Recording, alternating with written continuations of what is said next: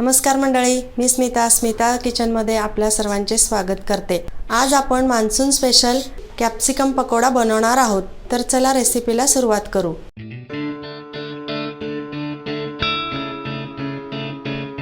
पकोडा बनवण्यासाठी लागणारे साहित्य आपण बघणार आहोत।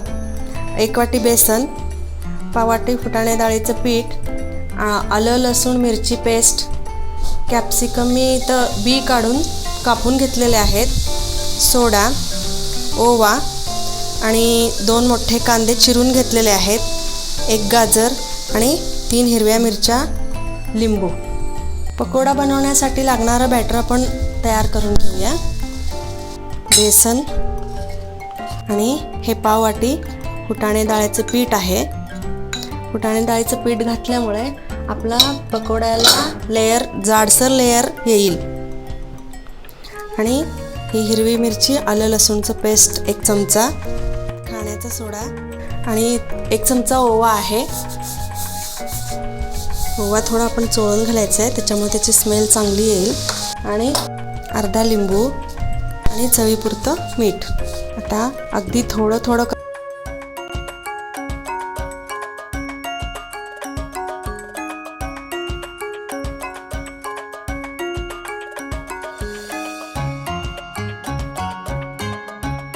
याच्या गुटल्या फुटेपर्यंत आणि हे जरा पीठ स्पॉन्ज होईपर्यंत आपल्याला फिरवून घ्यायचं आहे।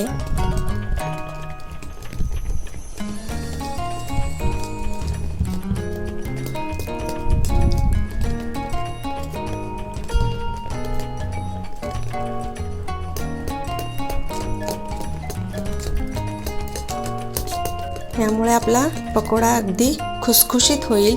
आपल्याला या बॅटरची कन्सिस्टन्सी ही अशी हवी आहे, इतपत हा घट्ट असला पाहिजे।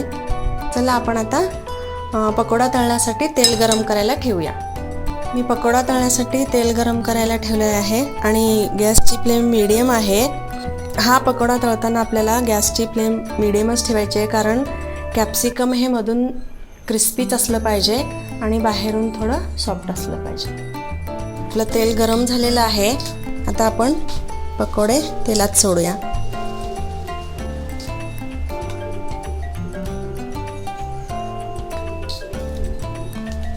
आपण जसं मिरची भजी सोडतो ना, तसं सोडायचंय।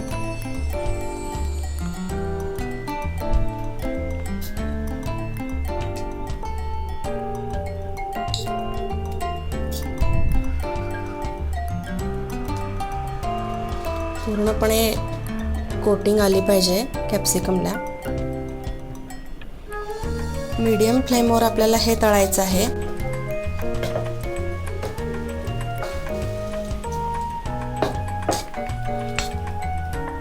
आपण जसं मिरची भाजी वगैरे तळून घेतो ना, तेवढंच आपल्याला हे तळून काढायचं आहे।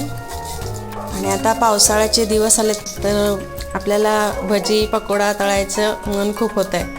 मग हा नवीन प्रकार आहे, तुम्ही नक्की करून बघा, आवडेल।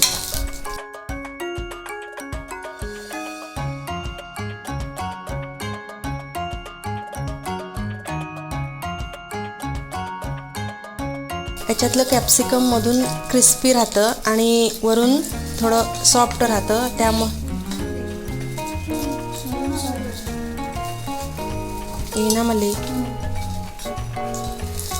हा पकोडा वरून सॉफ्ट आणि आतील कॅप्सिकम क्रंची असलं पाहिजे, इतपत आपल्याला हे तळून घ्यायचं आहे। हा पकोडा आता तळून झालेला आहे, काढून घेते।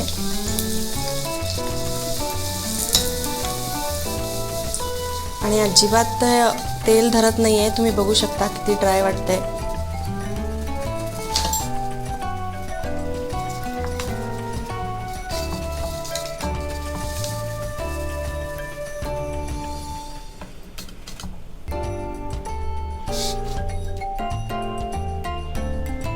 अशा प्रकारे मी हे सर्व पकोडे तळून घेते। आपल्याला ही चाट डिश बनवायची आहे, म्हणून आपण ही अशा प्रकारे बाईटमध्ये कट करून घेतलेली आहे। तर आता मी याच्यावर पण मगाशी चिरलेला थोडासा कांदा घालते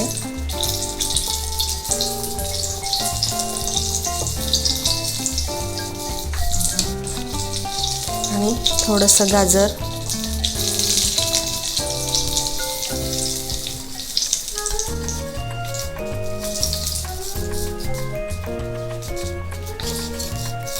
वरून थोडंसं चाट मसाला,